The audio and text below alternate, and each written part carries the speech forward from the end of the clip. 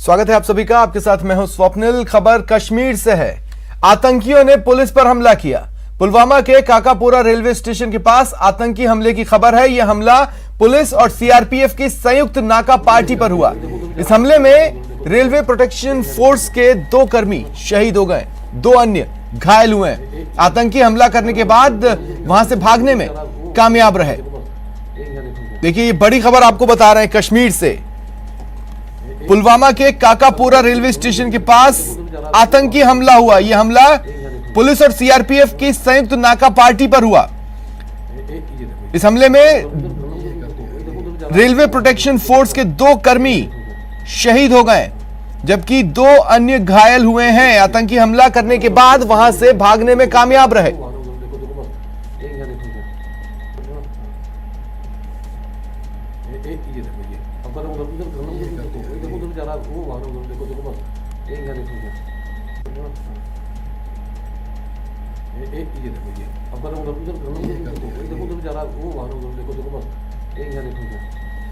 तो देखिए, कुछ तस्वीरें भी सामने आई हैं और सबसे पहले ये तस्वीरें आप अपनी टीवी स्क्रीन पर देख पा रहे हैं। जैसे आतंकी हमला हुआ, आप देखिए वहां पर आपको गिरते हुए जो शख्स नजर आ रहे हैं वो कर्मी हैं जो शहीद हुए, 2 अन्य घायल हुए।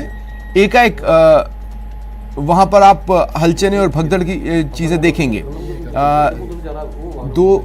जैसे ही ये हमला हुआ, हर कोई हतप्रभ रह गया। दरअसल पुलिस और सीआरपीएफ की संयुक्त नाका पार्टी है जिस पर आतंकियों ने हमला बोल दिया, गोलियां बरसाई। 2 रेलवे प्रोटेक्शन फोर्स के कर्मी इस आतंकी हमले में शहीद हो गए, जबकि 2 अन्य घायल हुए हैं जिनका इलाज चल रहा है। आतंकी इस हमले को अंजाम देने के बाद वहां से भाग गए।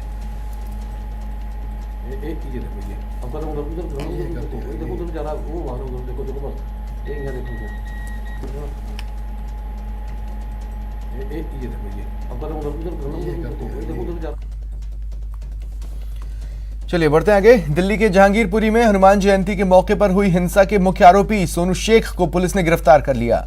सोनू शेख पर हिंसा के दौरान फायरिंग का आरोप है।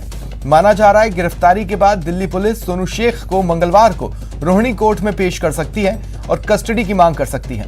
सोनू हिंसा की घटना के बाद से ही फरार था। बता दें, जहांगीरपुरी में हुई हिंसा के बाद सोशल मीडिया पर एक वीडियो वायरल हुआ। इसमें एक शख्स नीले कुर्ते में भीड़ पर गोली चलाते नजर आया।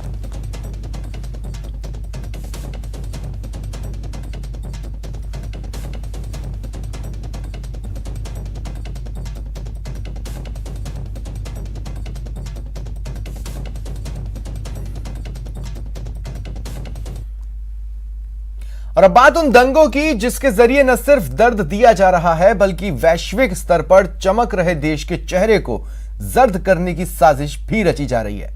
दिल्ली के जहांगीरपुरी में फिर पत्थरबाजी हुई और इस बार निशाने पर थी जांच के लिए पहुंची पुलिस टीम। काम पर पत्थरबाज नहीं आ रहे बाज। 3 त्योहार, 3 प्रदेश, तीनों जगह दंगे। दंगा महज संजोग या साजिशन प्रयोग।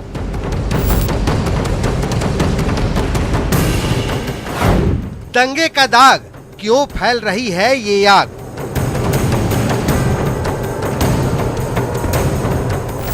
इस सवाल का जवाब तलाशेंगे, पहले इन तस्वीरों को देखिए। देश का दिल यानी दिल्ली और दिल्ली के जहांगीरपुरी इलाके में दंगे। ये तस्वीरें शर्मसार करने वाली हैं, देश के भाईचारे को लाचार करने वाली हैं। बावजूद इसके पत्थरबाजी जारी है, वो भी धड़ल्ले से पुलिस फोर्स की मौजूदगी में। यही वो गली है, आपको मैं एक बार दिखाना चाहूंगा कि इस गली से ही वो पत्थर आया है, क्योंकि इसी गली में एक आरोपी को क्राइम ब्रांच के अधिकारी पकड़ने गए थे। यहाँ पर सीआईएसएफ तैनात है, दिल्ली पुलिस के आला अधिकारी तैनात है, लेकिन बावजूद इन तमाम लोगों में किसी भी प्रकार का कोई डर नहीं है और उसके बाद भी पत्थर फेंका जा रहा है। प्रशासन की तरफ से एक बार फिर लोगों से शांति बनाए रखने के लिए अफवाहों से बचने की अपील की गई। मेरी जनता से अपील है कि अफवाहों के ऊपर ध्यान नहीं दें।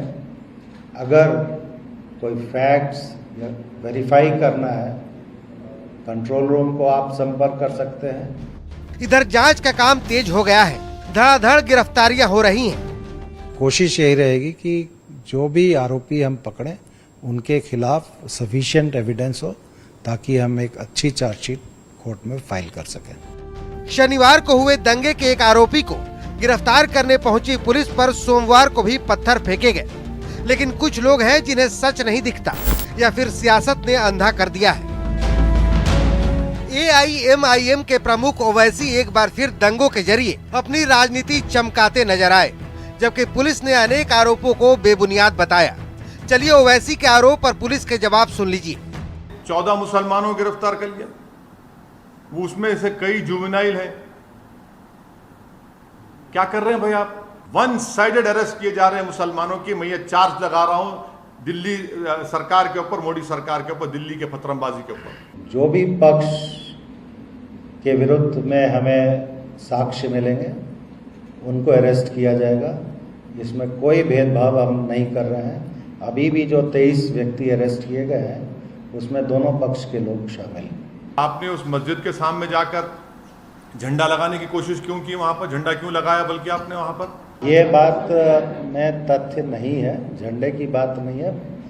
झगड़ा छोटी सी बात पे अल्टरकेशन शुरू हुआ था, वो फिर इसने ये स्वरूप ले लिया। जो लोग ये कह रहे हैं कि झंडा लगाने की कोशिश की थी, तो ऐसी बात में तथ्य नहीं है। आपने आरोप भी सुने और जवाब भी सुने। सच यही है कि दोनों तरफ के लोगों की गिरफ्तारियां हुई हैं। चलिए अब आपको जहांगीरपुरी की ही 2 तस्वीरें दिखाते हैं।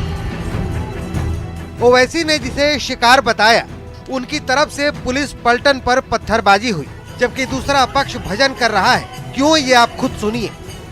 सुख शांति के लिए जो लड़ाई झगड़ा हो रहा है, इसकी सुख शांति के लिए रख रहे हैं। हमें परसों से बहुत डर लगा है, पर आज इतना डर नहीं है कि आज फोर्स हमारे साथ है। ऐसा नहीं है कि सिर्फ जहांगीरपुरी में ही धर्म की आड़ में नफरत का ज्वालामुखी फूटा है। ये तीनों तस्वीरें इसी महीने की हैं। पहली तस्वीर राजस्थान के करौली की है, जहां 2 अप्रैल को 9 वर्ष की झांकी पर हमला हुआ, जबकि दूसरी तस्वीर मध्य प्रदेश के खरगोन की है, जहां 10 अप्रैल को रामनवमी की झांकी को निशाना बनाया गया, जबकि तीसरी तस्वीर 17 अप्रैल की है, जब हनुमान जयंती पर जहांगीरपुरी जल उठा। जहांगीरपुरी के दंगे के पीछे साजिश का आरोप लग रहा है। सोचने की बात यह है कि तीनों घटनाओं में पत्थरबाजी कॉमन है। सवाल है कि अगर घटनाएं अचानक हुई तो फिर मौकाए वारदात पर एक साथ इतने पत्थर कहां से आए? इस साजिश के पीछे की सच्चाई क्या है?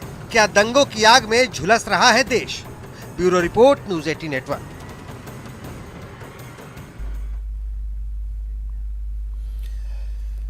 लेफ्टिनेंट जनरल मनोज पांडे देश के नए सेना प्रमुख होंगे। रक्षा मंत्रालय ने उनकी नियुक्ति को हरी झंडी दे दी है। वे आगामी 30 अप्रैल को मनोज मुकुंद नरवणे की जगह लेंगे। नरवणे के बाद लेफ्टिनेंट जनरल मनोज पांडे ही सेना में सबसे वरिष्ठ अधिकारी हैं। इसके बाद general Naravane chief of defence staff बनाए जा सकते हैं। मनोज पांडे देश के पहले इंजीनियर होंगे जिन्हें सेना प्रमुख की कमान सौंपी जाएगी। लेफ्टिनेंट जनरल मनोज पांडे को दिसंबर 1982 में कोर ऑफ इंजीनियर्स में कमीशन दिया गया था। वो स्टाफ कॉलेज कैम्बरली से स्नातक हैं और उन्होंने महू के आर्मी वॉर कॉलेज और दिल्ली में नेशनल डिफेंस कॉलेज में हायर कमांड कोर्स में हिस्सा लिया। करीब 4 दशक की अपनी सेवा में वो ऑपरेशन विजय, ऑपरेशन पराक्रम में सक्रिय भाग ले चुके हैं। साथ ही उन्होंने एक इंजीनियर ब्रिगेड, LOC पर पैदल सेना ब्रिगेड, लद्दाख सेक्टर में एक पर्वतीय डिवीजन और उत्तर पूर्व में एक कोर की कमान संभाली है। इससे पहले वो अंडमान और निकोबार कमान के कमांडर इन चीफ का कार्यभार संभाल चुके हैं।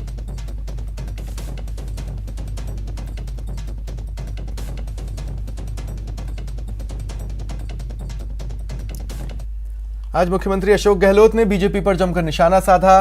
सीएम ने कहा, बीजेपी सरकार निर्दोष लोगों पर बुलडोजर चलवा रही है। जितनी एजेंसी है देश के अंदर, उन सब का जो है अपनी भूमिका होती है, वो अपनी भूमिका निभाए, उसमें हम क्या कर सकते हैं। सच्चाई सामने आ जाएगी और सच्चाई सामने आनी चाहिए। चाहे कोई एजेंसी हो, जैसे एसओजी अच्छा काम कर रही है, पक्ष विपक्ष सब मानते हैं, फिर भी जिस प्रकार उनकी फितरत है, जिस प्रकार से मैसेज दो। मैंने कहा वो चुनावी मोड में आ चुकी है भारतीय जनता पार्टी। चुनावी मोड के कड़ी में असंबंधित घटनाएं हो रही है। फैसले हो रहे हैं। और मेरा मानना है कि वो अपना काम करे, और अगर सच्चे तक पहुंच सकता है और भी कोई, तो पूरे देश के अंदर जो माहौल है, रामनवमी पे दंगे हो गए, बताइए आप, जगह जगह बुलडोजर चल रहे हैं। ये कहाँ का लोकतंत्र है भाई, कि आप गरीबों पे बुलडोजर चला दो, खाली नाम आ गया उनका। जब कोई दंगा होता है, तनाव होता है, तो कई लोग अरेस्ट होते हैं, कई लोग वहाँ पे छूट जाते हैं, तफ्तीश होती तब। और अगर तनाव के वक्त में, दंगा के वक्त में पकड़ लिया किसी को, निर्दोष भी है, और सरकार भेज दे बुलडोजर उनके घरों में तोड़ने के लिए, इतना बड़ा अन्याय तो कभी देखा नहीं हमने, पहली बार देख रहे देश के अंदर। इसलिए मैं बार-बार देश की दिशा में जा रहा, किसी को नहीं मालूम। प्रधानमंत्री जी सोनिया गांधी जी ने डिमांड करी कि आपको आगे आके कहना चाहिए देशवासियों को कि ये शांति से सद्भाव बनाए रखो, और ये हिंसा करना, उसको कंडेम करना चाहिए, इसमें क्या बुरा है। ये बात हम लोग कहते आए हैं।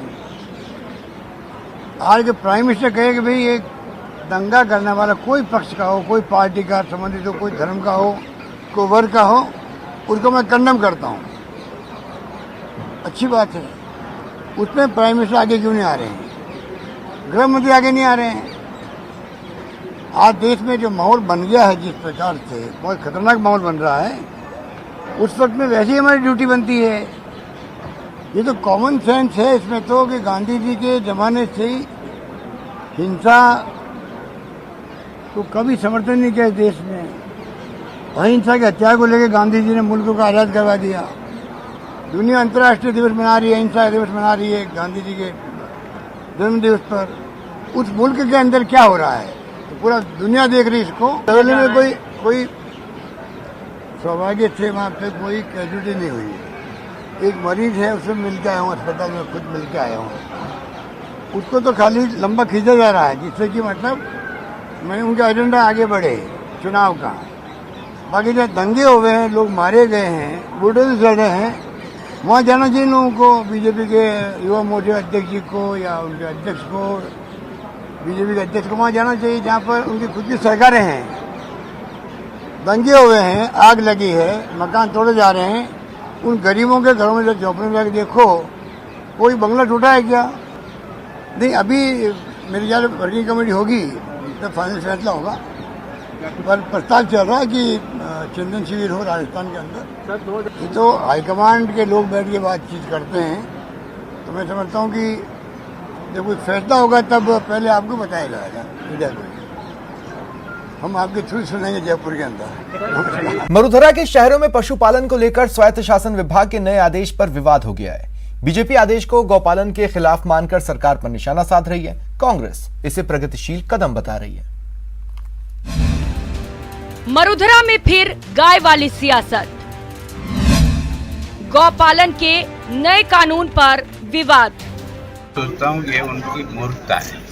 सामान्यतः शहर का व्यक्ति वैसे भी नहीं गाय पालता है, क्योंकि जिस जगह पर गाय रखे वो जगह इतनी महंगी है कि वो उसके लिए संभव होती नहीं। मरुधरा में गाय फिर राजनीति के केंद्र में है। इस बार विवाद स्वायत्त शासन विभाग के पशुपालन संबंधी नए नियम को लेकर है। मामला गाय से जुड़ा है तो बीजेपी का सवाल लाजमी है, लेकिन कांग्रेस उन्हीं सवालों के जरिए बीजेपी पर वार कर रही है। तो बीजेपी इस फैसले के जरिए सरकार की मंशा पर सवाल उठा रही है। रहा सवाल गाँवों में, और जहाँ जगह है, गाय अगर पालेंगे नहीं तो सारी गायें सड़क पे होगी, और सड़क पे होगी तो इस गौ को बचाओगे कैसे? तो मैं सोचता हूँ कानून बनाओ, लेकिन कानून वो बनाओ जिसकी पालना करा सकते हो। अगर कानून ऐसा बनाते हो जो उसकी अवहेलना होनी है, ये समझते हो, फिर कानून क्यों बनाते हो? एक बात आप मानकर चलिए, पहले तो झंझट चल रहा था कि शहरी क्षेत्र में एक भी होती थी तो उठा के ले जाते थे। अधिकतर लोगों की डिमांड थी कि कम से कम एक गाय पालने की तो परमिशन दो। तो एक गाय पालने की तो मतलब ये हो गई, कोई जाके उनको तंग नहीं कर सकता, घर वाला रख सकता है। तो ये गौ सेवा के लिए बहुत बड़ा डिसीजन है। अब कोई भी व्यक्ति बिना परमिशन के एक गाय पाल सकता है। ज़्यादा गाय पालनी है, यदि जगह ही नहीं है पहली बात तो शहरों में, तो परमिशन लेगा, उसको अलग से परमिशन मिलेगी। ये तो हुई सियासत की बात, लेकिन आपको बता दें कि आखिर वो कौन सा कानूनी प्रावधान है जिसे लेकर सियासत गरमाई हुई है। दरअसल अब शहरों में गाय को रखने के लिए लेना होगा लाइसेंस। नया कानून लागू, 213 शहरों में प्रभावी। स्वायत्त शासन विभाग के नए गौपालन नियम।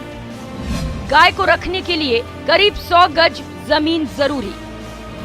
अगर भटकते पाए गए पशु तो 10,000 रुपए का जुर्माना। 10 दिन में गोबर शहर से बाहर फेंकना होगा। पशुपालन को लेकर कानून बनाना कोई नई बात नहीं है, खासकर स्मार्ट शहरों के बढ़ते दौर में। लेकिन सियासत को भी चारा तो ऐसे मुद्दों से ही मिलता है। वही सरकार के फैसले पर सवाल उठाना विपक्ष का धर्म भी है। मामला गाय से जुड़ा है, माहौल चुनावी है, तो गाय को सियासत के केंद्र में तो आना ही था। Dinesh Sharma, news 18 network, Jaipur. आज विश्व विरासत दिवस है। इस मौके पर हम आपको बाड़मेर के उस ऐतिहासिक मंदिर की कहानी दिखाने जा रहे हैं जिसकी भव्यता पर विदेशी हमलावरों ने ग्रहण लगाया और आज इस संरक्षण की उम्मीद में अपना वजूद खोता जा रहा है।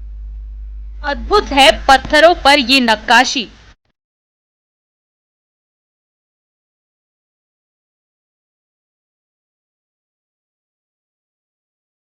अद्वितीय है पत्थरों पर उकेरी गई मूर्तियां। अकल्पनीय है दुनिया की नजरों से दूर रह जाना, खजुराहो जैसी इस विरासत को।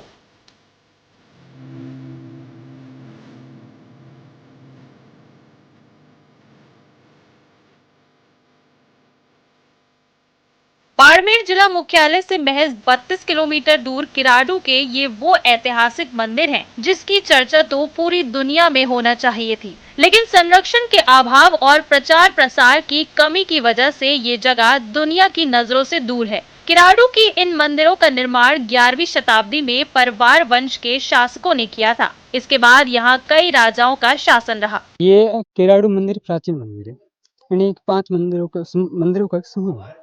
और यहीं पे पहले कहते हैं कि 35 मंदिर हुआ करते हैं, उनके अवशेष भी यहीं पे है। उसमें जैसे बच्चे हैं तो 4 बच्चे श्री सोमेश्वर का मंदिर, वो भी भग्नावशेष बचे हुए, एक बचा हुआ है विष्णु का। 5 मंदिर टोटल बचे, 5 में 4 श्री सोमेश्वर, 1 विष्णु का। इन मंदिरों की बनावट की बात करें तो इनकी शैली मारू गुर्जर शैली की है।